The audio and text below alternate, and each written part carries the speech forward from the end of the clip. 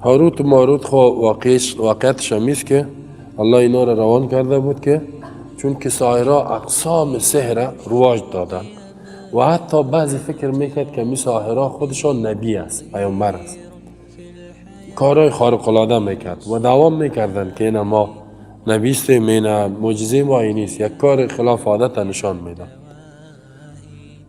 ملائکه را الله روان کرد که فرق در بین سحر و معجزه بکنند.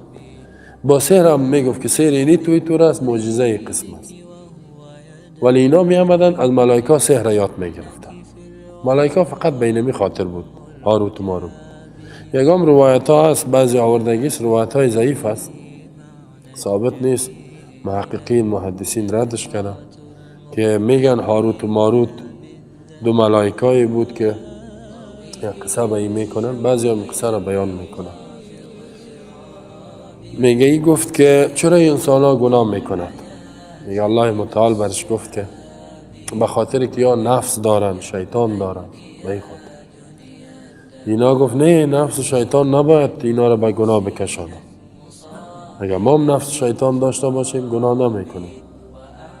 میگه الله متعال برشان گفت که خیر، من شما را صفات انسانیت برتان میتم، برین در دنیا، یا شهوت برتان میتم، شهوت و نفس، برین در دنیا و امتحان بده.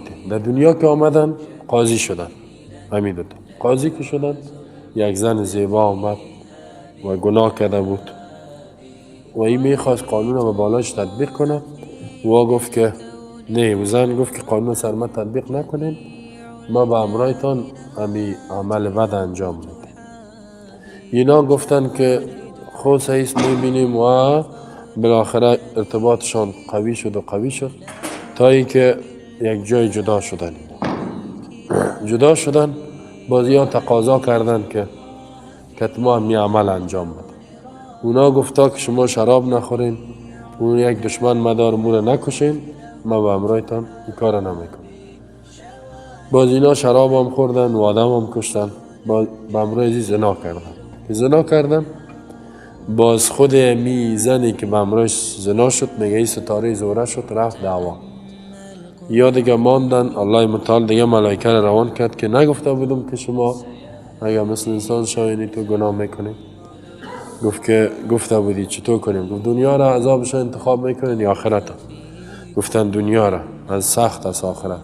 بعد از این گفتم یک چاه است در عراق، شهر بابل، همونجا به کلا ویزان شدن، حالی هم در چاه میگه است تا قیامت به کلا ویزان است. سابقا یکم تا میگه ما رفته بودیم دیده بودیم شان که به کلا ویزان بودن، حال نیستن، میگه که مسابقه بودن. میگه اینی توی قصه میکنن. این قصه که است گفتیم که اگر که در بعض جای آمدگیست ولی رد شدگیست، اسلام میره رد کرده این قصه را، احادیث صحیح نیست، محققین محدثین تمامنش این روایت رد کردگیست. پس در این روایت از چند جهت مردود است. یکی که ملائکه معصوم هستند. الله در قرآن بسیار جاها میفرماید لا یعصون الله ما امرهم و یفعلون ما یؤمرون، سوره تحریم. نافرمانی الله را نمیکنن آنچه که الله امر کنه، و یفعلون ما یؤمرون، با آنچه که مأمور هستند انجام میدن. یعنی بسیار آیات های دیگه است که در و ما ننزل الا باذن الله، اونا میگن ما نازل نمیشیم مگر به اجازه الله، ما با اختیار خود کدام کاری را کردن هم میتونیم. اسمت ملائکه در قرآن بسیار آیات ها ثابت است. دومی که اینا آمدن این کار کردن، بازی این زن خود زنا کرد، چطور رفت ستاره شد و در حالی که ستاره زهره این میلیون ها و میلیارد ها سال پیش وجود داشت. ولی از نگاه ساینسی هم معلوم است این ستاره نه که این زن خود نو بوده. اینطور نیست که این ستاره در این وقتا پیدا شده باشه. ستاره زهره همی که در شام نو یک در روشنی میته میره میگه نو یک ستاره که میبره. و دیگه ای که اینا قاضی شدن و باز ای تو کارا کردن و شراب خوردن و باز یک به کلا ویزان باشن. این قصه صحیح نیست، قصه اسرائیلی است و اسرائیلی زمانی که هر واقعی که خبر اسرائیلی بیان شود اگر قرآن ردش کرده باشه مردود است، مگر که در قرآن باشد مفهوم یا در حدیث باشد. اگر قرآن رد کرد مردود است، اگر قرآن تایید کرد یا احادیث رسول الله با تایید است. اگر قرآن نه رد میکنه نه تایید، دین ما شما قرآن و سنت رد و تایید نمیکنه، سکوت است. ولا تصدقوه ولا تکذب، نه تصدیق میکنی نه تکذیب.